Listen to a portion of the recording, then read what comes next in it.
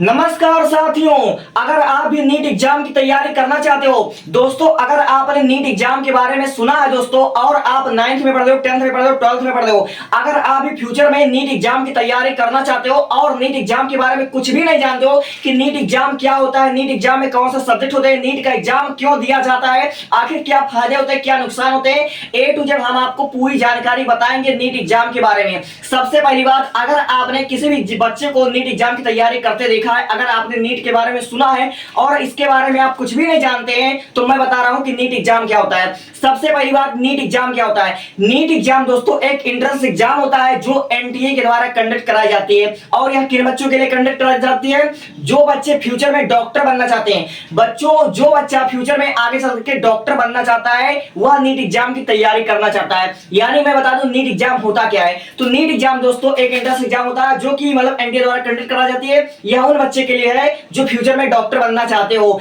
ठीक है, तो मैं पहले इसके पेपर के बारे में बताऊंगा क्योंकि बहुत से बच्चे कह रहे थे कि इसका पेपर कैसा होता है। इसका पेपर हम एक बार आपको दिखा देते तो आपको अंदाजा लग जाएगा इसके डिफिकल्टी के बारे में और पेपर कितना इजी होता है, कितने सब्जेक्ट होता है, हम आपको सब कुछ बताएंगे।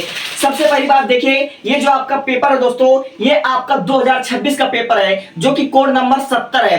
दोस्तों ये टोटल आपका 64 पेज का पेपर है। नीट का पेपर बच्चों कह रहे थे कि मतलब दिखा दीजिए नीट का पेपर कैसा होता है, तो देख लो दोस्तों टोटल इसमें 64 पेज हैं। दोस्तों नीट का पेपर जो कि 3 घंटे में होता है, 3 घंटे 15 मिनट आपको टाइम मिलता है। और इसमें मैं बात करूं क्वेश्चंस की तो टोटल आपका 180 क्वेश्चन होते हैं दोस्तों। देख लीजिए ये टोटल आपका 180 क्वेश्चन होता है। 64 पेज का ये पेपर है दोस्तों, ये 64 पेज का आपका पेपर होता है और 180 क्वेश्चन होते हैं। दोस्तों ये आपका 180 क्वेश्चन होते हैं। यानी अगर आप लोग नीट एग्जाम की तैयारी करना चाहते हो तो नीट एग्जाम की तैयारी करने का जो शुरुआती टाइम है, जो एकदम समझ लीजिए अच्छा टाइम है, वह 11th से। तो मैं इसके सिलेबस के बारे में बताता हूं। नीट एग्जाम में टोटल 3 सब्जेक्ट होते हैं। पहला होता है आपका फिजिक्स दोस्तों, पहला होता है आपका फिजिक्स जो लिखा आपका भौतिकी, फिर उसके बाद आपका होता है रसायन शास्त्र, फिर उसके बाद आपका होता है जीव विज्ञान। यानी आप नीट एग्जाम की तैयारी करना चाहते हैं तो आपको 11th में 3 सब्जेक्ट आपका लेना पड़ेगा। ठीक है, 3 सब्जेक्ट आपको बहुत ही अच्छे से पढ़ना पड़ेगा,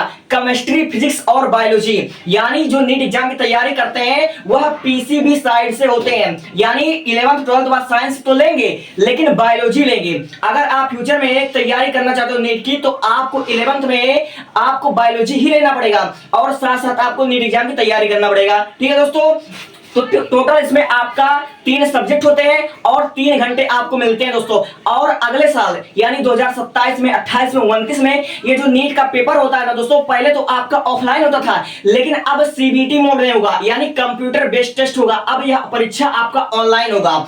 2027, 28, 29, 30 ये आपका ऑनलाइन परीक्षा होगा दोस्तों। और मैं इसके डिफिकल्टी के बारे में बता दूं दोस्तों, तो इसमें 11th 12th plus advance level का सिलेबस होता है। यानी ये जो परीक्षा होता है दोस्तों, इसमें आप फिजिक्स का टफ लेवल देख सकते हो कि इसमें फिजिक्स कैसा है वो दोस्तों। ये आपका टोटल जेईई मेंस लेवल का है। यानी समझ लीजिए कि आपका 1 मिनट में तो ये क्वेश्चन सॉल्व होने वाला नहीं है, इसको तो आप समझ लीजिएगा। यानी अगर आपको नीट की तैयारी करना है तो आपको 11th और 12th बहुत मेहनत से पढ़ना पड़ेगा, बहुत ज्यादा मेहनत से पढ़ना पड़ेगा।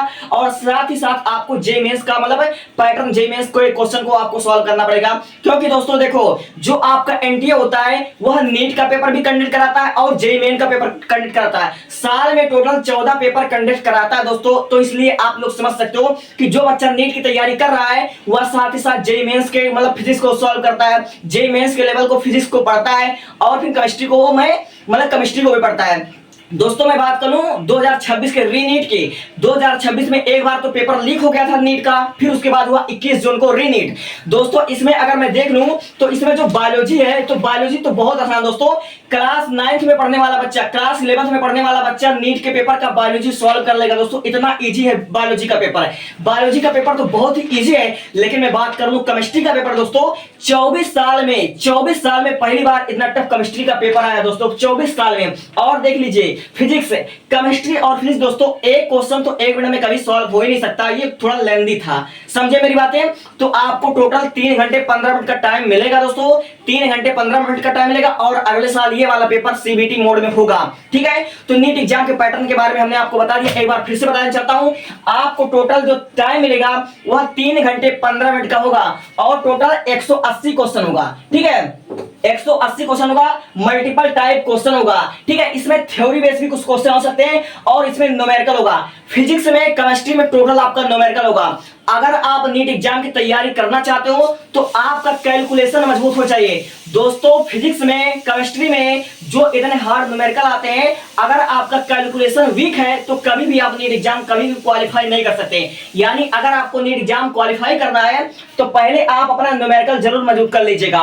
2026 में जितने भी आपके न्यूमेरिकल आए हुए हैं दोस्तों, वह इतने लॉन्ग थे, इतना टाइम में बच्चा कर ही नहीं पाएगा। इसलिए अगर आपको देना है नीट एग्जाम तो न्यूमेरिकल को तो पहले मजबूत कर लो। फिजिक्स और केमिस्ट्री का न्यूमेरिकल, जो भी फिजिकल केमिस्ट्री होता है या फिर फिजिक्स का पेपर होता है, इसमें आपका कैलकुलेशन आता है और बहुत से बच्चों को समझ में नहीं आता कि कैलकुलेशन होता क्या है। और मात्र 1 मिनट में आपको कैलकुलेशन करना होता है। 1 मिनट में आपको प्रश्न पढ़ना है, 1 मिनट में आपको कैलकुलेशन करना और 1 मिनट में ही आपको गोला भरना है, ठीक है। तो टोटल 3 घंटे 15 मिनट का पेपर होता है। मल्टीपल टाइप क्वेश्चन होते हैं, 180 क्वेश्चन होते हैं। 90 क्वेश्चन बायोलॉजी के, 45 क्वेश्चन फिजिक्स के, 45 ही क्वेश्चन आपके केमिस्ट्री के होते हैं, ठीक है। तो अगर आपने नीट एग्जाम क्वालिफाई कर लिया, नीट एग्जाम टोटल 720 नंबर का होता है और कम से कम आपको 650, 620, 625 नंबर लाना है। अगर आप 720 नंबर के पेपर में 620 नंबर, 625 नंबर, 650 नंबर लेकर आते हो तो आपको गवर्नमेंट मेडिकल कॉलेज मिल जाएगा। और आपको गवर्नमेंट मेडिकल कॉलेज मिल जाएगा तो वहां से आप एमबीबीएस की पढ़ाई करोगे।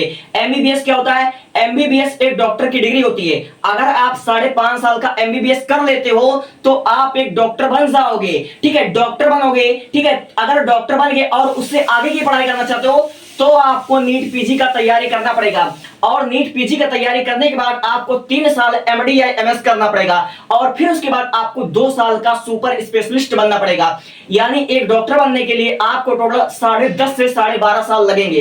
1 या 2 साल आपको नीट एग्जाम की तैयारी करने में, 5.5 साल आपको एमबीबीएस करने में, 3 साल आपको एमडी या एमएस करने में और 2 साल आपका सुपर स्पेशलिस्ट करने में। तो समझ गए नीट का पेपर क्या होता है, नीट का पैटर्न क्या होता है और नीट का जो एग्जाम होता है वह किन बच्चों के लिए होता है। और अगले साल से परीक्षा सीबीटी मोड में होगा। Thanks for watching.